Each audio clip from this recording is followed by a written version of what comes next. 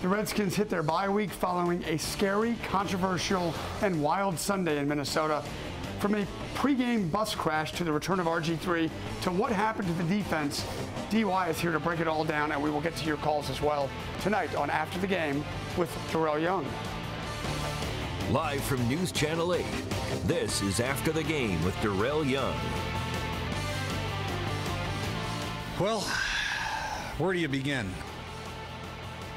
Take your pick. It was a Redskins Sunday that had a little bit of everything. A bus accident, pregame reports about RG3 that have upped the drama out in Ashburn. And oh yeah, there was the game itself, a wild game, but a game the Redskins lost 29-26. Hi everybody, thank you so much for tuning in tonight. After the Game with Darrel Young, I'm Alex Parker. DY, how you holding up? I'm all right. I'm all right. Frustrated, but I'm all right. Frustrated? Yeah. Should have won the ball game. Should have won the ball game. Up 10-0. Could have been up more. 2 years in a row to the Vikings. Same situation. 3-5 coming off an emotional win. Last year was San Diego. This year was the Dallas game. Lost to the Vikings again. Up after winning at halftime, we lose again. How do you, and we will get to this later in the show, but how do you come back from this? You know what? You just got to be a competitor, and we've shown that we can do this run before, so hopefully, we can, get on board and end up 10-6. This pregame yesterday was unlike many we've seen. You're involved in a bus accident. Let us know, what was that like? Where were you? How did this go down? It was actually pretty crazy. I always take the first bus to the stadium, and I was actually on the second bus with the first group, and I was with the bus that actually hit the bus in front of us, and the cop tried to jump back onto the exit. She missed the exit, swerved, spun out. The bus driver did a great job because she's not supposed to be here today. The only thing that saved them was the cement started on the overpass, and if that cement wasn't there, no telling what happens with that bus. The brakes went out. Like I said, we smashed into the bus in front of us. Ryan Clark fell out of his seat. RG3, fell over his seat. I hit my head on the driver's seat, so it was pretty intense. But I'm glad we could walk away smiling from it. But at the the moment of truth, I was actually pretty scared about it. You and Robert, RG, were sitting up front, were you not? I was in the front seat, yeah. And what was that sort of impact like? I hit my head on the seat, and the bus driver said, "Oh, explicit." And then, I just looked up, and just natural reactions, just to kind of just look up and say what happened. By that time, the bus had smashed, and I was like, did that really just happen? And then slow motion to the next part, and you see the other bus just kind of going off in slow motion. I'm like, man, please do something, and they finally got it under control. And that lady, she looked like she was in a lot of pain, and I felt bad. I didn't really understand what happened at the point. I just seen her fly past, and I'm like, oh, this is crazy, man. Pierre Garçon tweeted out a picture of what it looked like from the inside of the bus. Did you know instantly that everybody was fine, or was there some concern for a few seconds there that everybody wasn't fine? It was definitely some concern. You said Ryan Clark was in the seat behind me. He flew out of his seat. Steve Bowen was in the back of the bus. He said, oh, my quad, my knee's tight. And, he's had knee problems coming off that microfracture in the offseason. So, looking at that and hearing that stuff, there's also, it's definitely going to be a level of concern. So, I'm just glad everyone walked away healthy and we were able to play. Silas Red was a little banged up, and, was unfortunate. He couldn't, or Anya, he was unfortunate. He couldn't play in the game, and he was inactive and stuff like that. So, like I said, hopefully I just talked to him. He said he's okay. We'll get the results in the morning, see what happens. Knock on wood, everybody was okay. So then you get to the stadium, and a big story leading up to this was going to be the protests. Did you see any of this, or did you guys have to drive through any of it? Were you aware of the protests? No, we didn't get a chance to go to see any of that. I heard it was going on, but what we went through, our main focus now is just to get to the stadium safely, and just go out there and play the game. So then you get to the game. The bus crashed. Did that have some sort of impact, maybe, either on the game in general or your sort of psyche as the team prepared for a kickoff at 1 o'clock our time? Yeah, being who I am in the locker room, I'm a goofy person all the time. I like to smile, joke, and stuff like that. But I was kind of shaken up a little bit. And, you hear some guys, I heard about some tweets, guys making fun of stuff and stuff like that. But for the guys that were on the bus, we were all a little shaken up. And, RG3, especially in the return of him, all the reports coming out, all that other stuff. And, to kind of be in that situation, it's like, man, this is not supposed to be our day. But let's go win this game. We'll put all this behind us.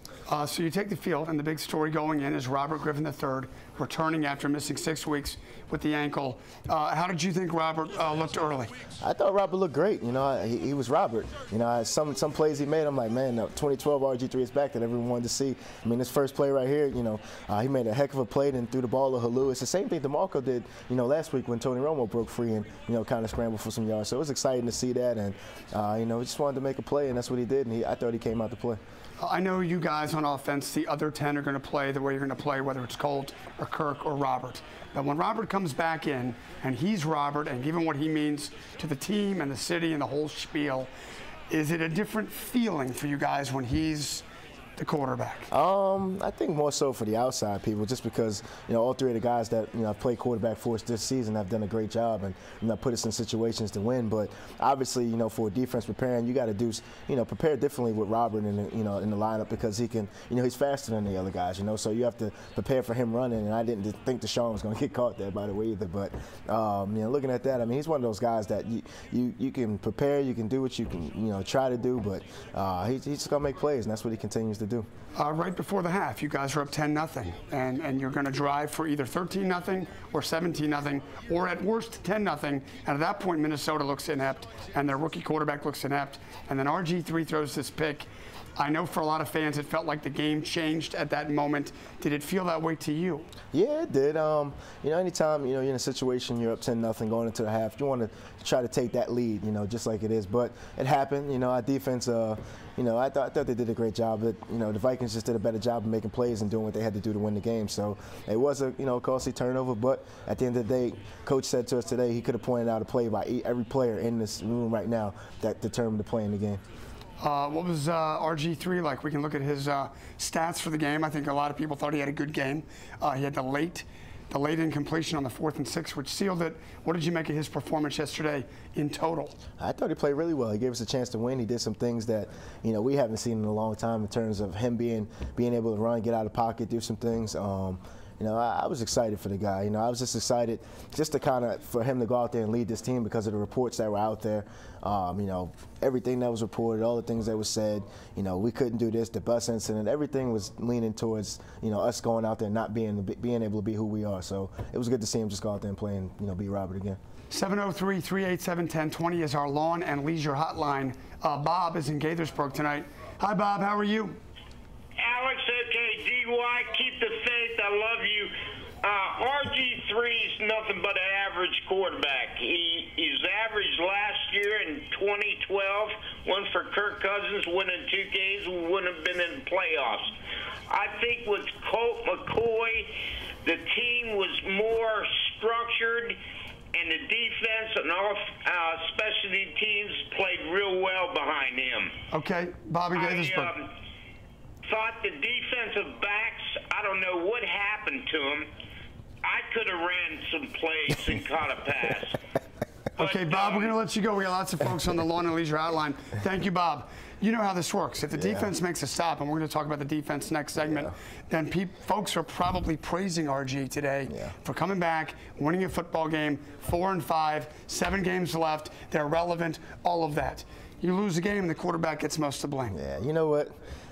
I just don't like the fact that everyone's counting Robert Griffin out because he put us in a situation to win. You know, we did some things. Of course, the interceptions happen, but what quarterback hasn't thrown an interception in their career? And if they haven't, then they should go in this book of I mean, they basically God. You know, there's nothing you could do wrong. So mistakes are going to happen. It is what it is. But Robert put us in a situation to win that game. And regardless of what people are going to say, Colt played 1 game, Kirk played 2 games, 3 games, whatever it was. You know, Robert's our quarterback, and that's what we have to go with. Now, 2 years ago at this time, he was doing the same thing, having the same stats, and we won games when all of a sudden he was this great quarterback. But now, because we're losing games and he has the same stats, now he's not this great quarterback. I love Robert. I'm going to go to war with him. I can't wait to play with him in 2 weeks when we play Tampa Bay. We'll see what happens. DY's in the house. It's after the game with Darrel Young. 703-387-1020. Charles and Bowie, Carl and Alexandria, stay on the line. We will get to you. We come back. DY sort of alluded to some of the drama pregame.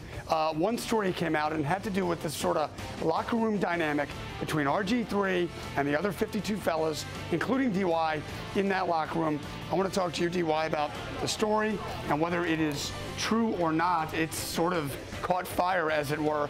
Callers, please take note. If you get through on our lawn and leisure hotline, you'll be entered in to win a big green egg. Go to WJLA.com/big green egg for the details. DY and I will be right back. Don't go away.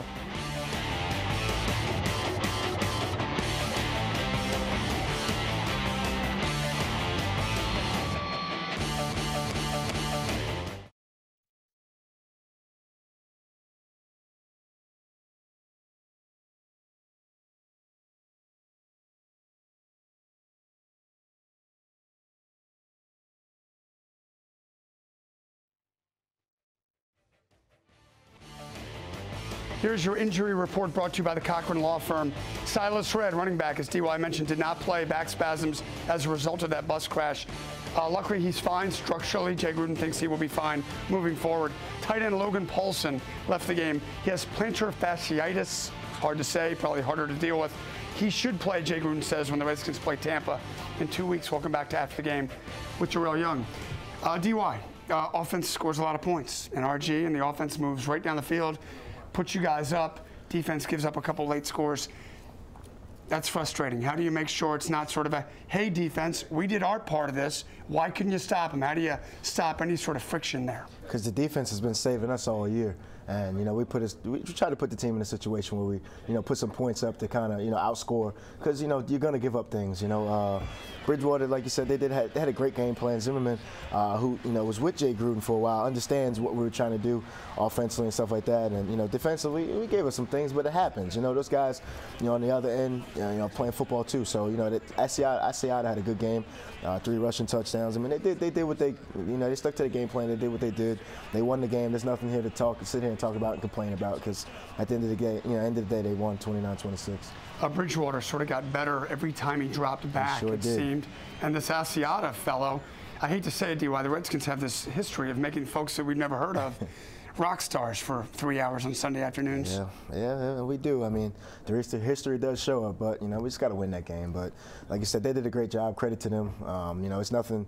You know, we can sit here and say that, you know, that we did, shoulda, coulda, you know, whatever. All that stuff doesn't matter. You just got to win the game. 703-387-1020. Let's get a call in real quick. Charles is in Bowie, Maryland tonight. Hi, Charles. What's up? I would say that probably the 2 most frustrating things for me in watching the Washington football team is, 1, the refusal to change the name, and then 2, RG. It looks like RG is almost playing high school football, the way how long he holds on to the ball. We all know, I mean, I never played quarterback, but I know in the NFL, you've got to throw that ball within a certain amount of seconds, or you're going to get sacked, or you're going to throw an interception. Okay, Charles, we'll let you go. DY wants to comment. Go ahead, DY. Yeah, 1 on the Redskins name, you know, players have nothing to do with that. That's up, you know, as Dan Snyder has everything to do with that, so we can't respond on that. We don't know what's going to happen with that. 2, you say he's like a high school quarterback, but Russell Wilson does the same thing. Russell Wilson holds the ball probably 8 seconds of play, scrambles around, does his thing, but all of a sudden he's this great quarterback. Seahawks don't drop back and pass. They don't do that. So to sit there and say that, you play to a quarterback's strengths. You put him in a situation. Now, Peyton Manning, he's not going to outrun you, but you know the ball's coming out in 2 seconds. That's why they don't. But, you know, when Seattle was able to get a great, you know, pass rush, that's why they beat him in the Super Bowl. It's not about, you know, how long you hold the ball, whatever it is. I mean, you got to put, you know, surround people around that quarterback to basically put him in a situation to be successful. Now, we're not sitting here talking about how bad Seattle's offense is, you know, knowing that they don't drop back, but they also don't get in the 3rd and long situations. They don't get penalized. They don't do the little things that, you know, make you lose football games. So I don't agree with that comment at all. I don't think, you know, holding the ball or running around or anything, that's what made him, you know, Robert Griffin. That's what made him so special in 2012. And the same thing he did then, he's doing now. But like I said, since we're losing, all of a sudden it's not okay. So I don't agree with that. He held it a long time on the play to Halou, and Redskins fans were jumping off their couches. That's what happens. You make plays. You know, loving that play. I mean, it goes both ways. You mentioned because we're losing, things become big stories. Yeah. And had you guys won the game yesterday, this story would have gone away. Yeah. You didn't win the game, and the story is still here. Yep. The story was reported by ESPN, and full disclosure, Britt McHenry reported this story. You know Britt. I know Britt. Britt used to work here, and frankly, I consider Britt a friend of mine. Yeah. That said, before the game, Britt reports that there was sort of a fraction, a fissure in the locker room between RG and the other 52 guys, and B, as evidence of that, Britt pointed out in this report, on Friday, during what would have been RG3's sort of media availability in the locker room in front of 15 cameras. I think we have the video of this. You guys, the rest of your teammates, the other 52 guys, were being allowed. And I think Britt made the tie that this was some sort of disrespect and evidence that RG3 had alienated, in her words, the locker room. This has blown up. A lot of folks that were in the locker room reporter-wise say this is not what happened. DY, about Friday specifically, what was going on there? Well, one, last time I checked, it was a locker room. You could do anything you want. Now, reporters come in there, you know, that's your time to interview us and do stuff like that. But we're used to seeing Robert at the podium, you know. So guys are in the locker room changing. We're listening to our music. That's what we do because it's a locker room. We're allowed to do what we do. Robert's never lost a locker room. Robert just hasn't played in 5-6 weeks. So it's easy to say that when, you know, you have a guy coming back who, you know, he basically has to get his timing back with the receivers and stuff like that. So I don't look at it as, you know, him losing the locker room or him, you know, if you look at Robert Griffin and knowing him as a person and you sit there and say you don't like him, it's basically because you're a hater. That's what it sums up to, because he's one of those guys that's going to give everything that you have, everything, you know, that he does endorsement-wise. You know, he'll go get guys Subway sandwich. He'll give us Beats headphones, you know, stuff like that, Bose headphones. He'll do all that stuff, you know, but looking at it from that standpoint, I mean, he's always put this team in a situation, you know, to say, hey, it's Robert Griffin with the Redskins. It's not, you know, Robert Griffin and the Redskins, you know. So you look at it, I mean, that's the media's fault for basically saying Robert Griffin and the Redskins, because he's never did that. But, you know, everything coming out, it's been about Robert being a Heisman Trophy candidate, everything that he's done. And I love the guy, and I love all his credentials. And when he's on that pedestal, we're all on that pedestal, you know, and that's what I like about him, because he says that. So the sort of loudness and the sort of antics and all the stuff while he was trying to talk, that had nothing to do, you're saying, with some sort of discord between the rest of the locker room and RG3. It had nothing to do with it. Like I said, it's a locker room. What was it? Just... I mean, guys were being funny. Chris Baker, you know Chris Baker. He's one of those guys that dances after every time he gets a tackle for a loss or a sack. He's doing the same thing in the locker room. He's never going to change. So when you look at that, you know, look at it from that standpoint, I mean, he's just being a clown. And, you know, it's obnoxious. You guys are trying to get a story. You know, it's the return of Robert, all that stuff. But at the same time, you know, Britt McHenry's not there. You know, like you said, she used to work for us. Now she's, you know, I think she was there for ESPN. She may not be there as frequently now as she was normally. Absolutely. But I think on Friday she was there. She was there on Friday. It's easy to report that. Like you said, you've been away from us. And, you know, no disrespect. Hey, you write what you see. You know, and that's what you see. You haven't been around. You don't know how we are. You know, you see guys jumping on, you know, Colt after a win, stuff like that. But we still love Robert. And Robert hasn't gone anywhere. He just hasn't played. There you go, DY. We were going to play a bite from Jay Gruden yesterday after the game when he talked about this report and was not happy about it. In the interest of time, I want to play this bite. DY, I want you to hear your coach. This kind of surprised me to a degree. Your coach today at 3 o'clock was asked about the reports and the distractions and how this might affect the football team. We have some fragile egos here that, you know, you guys are young guys trying their best, and they read in the paper that nobody likes them, and they're alienated and blasey. It just doesn't seem right. But as a football player, and as an NFL football player playing here, you have to expect it. And I said all along that a quarterback's #1 trait that he has to have, or any football player's trait that he has to have, is you got to be thick-skinned. Coach today talked about fragile egos, and then he sort of pointed it at the quarterback. Well, the quarterback's Robert. I was surprised Coach, I guess I would say, sort of went that far, but he added credence to, not the discord, but credence to how distractions can affect either A, Robert, or B, the football team in general. Is that concerning? Well, you know, it is concerning because, like you said, when you hear the outside noise, I mean, obviously, as a human being, you're going to sit there and say, hey, I don't want people to think this about me. But at the same time, like you said, you got to be thick-skinned. So you got to be a competitor. You got to understand, you know, the task at hand. You're an NFL player. Everything you do is basically, you know, you got to be tunnel vision with stuff. You got to, you know, remain the same or whatever, you know, whatever it is that you do. If you do something positive, you can't, you know, go out there and just be this egotistic, you know, guy with, you know, basically, you know. Will you tell RG3 that? Is it your place to say, hey, man, you're going to hear a lot of noise, stay focused, or you let him figure that out? I mean, being an older guy now in the NFL, I say that to him. You know, a couple of years ago, I may not have said that to him because, like I said, I'll never be in a spot like that he'll be in. I understand that. I accept that. But I love, you know, what I do every day. So regardless of what goes on, I mean, I can sit there and say it to him now. I mean, you know, I am one of these leaders. Coach made me a game day captain again. So I think I have every right to say something to him in a positive way to, you know, basically make him pick his head up. So, like I said, we went through a lot this week, and we went through a lot yesterday alone. Lost the game. You know, he's had a rough streak. Bus crashes. Yeah, all that stuff. He was hurt all last season. You know, coming into the season healthy. You know, gets hurt again. You know, so everything that has gone on for him, it's basically been leading in the direction that, hey, you're supposed to fail. But knowing him being a competitor and the guys that he has around him, we're going to make him successful. We will have more with DY and our play of the game. It is after this. Don't go away.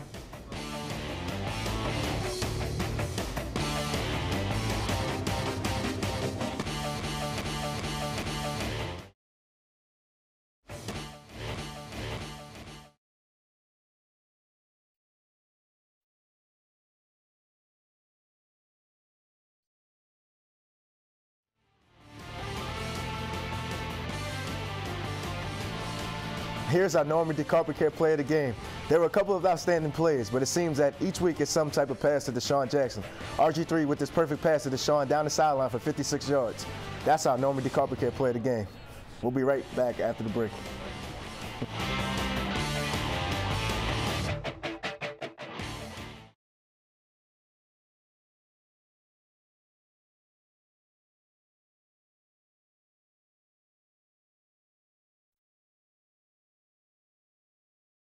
From a personality standpoint, from an effort standpoint, from a human being standpoint, I give him an A. You know, I think we got a lot of good guys in our locker room, so that's a good thing. The bad thing is we don't get credit for being good guys. We get credit for wins and losses, and that's not good enough. So the grade is 3 and 6, whatever you, that's a lower half of the league, bottom half of the league, so that's probably a D or a F plus maybe. DY, your coach today, F+. What grade would you give your guys? I'd say a D- because sounds better. Yeah, you know, you look at what we have. The talent's there, but obviously talent doesn't win games. But you know, from that standpoint, you know, we've done a lot of good things. You know, you can't look at all the negative things. You got to, you know, look forward to, you know, the next game and take the positive. But obviously, you got to address the negatives and all that stuff too. But you know, looking at it, I would give us a D-. Enjoy your bye week. We got 15 seconds. What are you gonna be doing? I'm going home to Mom and Dad. Practice tomorrow. Yeah, I'm going home to Mom and Dad. I need to get away from football for a little bit, and that's how I get away. That's some of that vacation. good cooking. Absolutely. Your dad does. Yes, sir. DY, enjoy the bye week. Appreciate it. I will see you tomorrow at the park. Everybody, thank you so much for watching. For our awesome crew, I'm Alex Parker. I'll be back at 9 o'clock. We will talk some Redskins tonight on Toyota Sports Talk. Take care, folks.